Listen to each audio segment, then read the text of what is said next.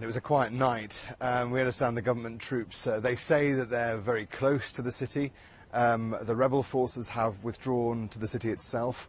It was very dramatic about this time yesterday when they destroyed an arms dump. All the ammunition that they couldn't carry, they said, they blew up. It was quite a display just down the road from here. Fireballs going up, shells exploding. We thought that the battle had started. So that gives an indication as to how they think things might go. They've gone over a key strategic bridge. They're waiting on the other side. We don't know how much of a fight they're prepared to put up when the government forces arrive. The key thing, though, is to get a ceasefire in place.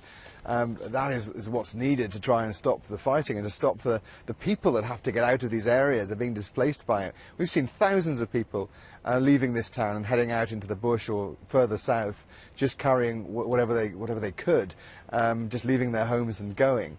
And there's hundreds of thousands of people in this country who've been displaced in that way. And that's a huge challenge for people in terms of giving them aid. They need clean water and food supplies. They can't carry enough. And here at the UN compound, just on the north outskirts of Bentiu, there are now upwards of 9,000 people in this base. More came in when there were reports of the government forces arriving. And so now you've actually got the camp split into Dinka and Nuer, the two tribes that have historical rifts which were being resolved and were being repaired, but now have been torn apart, so much so that on the entrance of the camp, when people come in, there's a sign pointing one way for Dinka and one way for Nuer.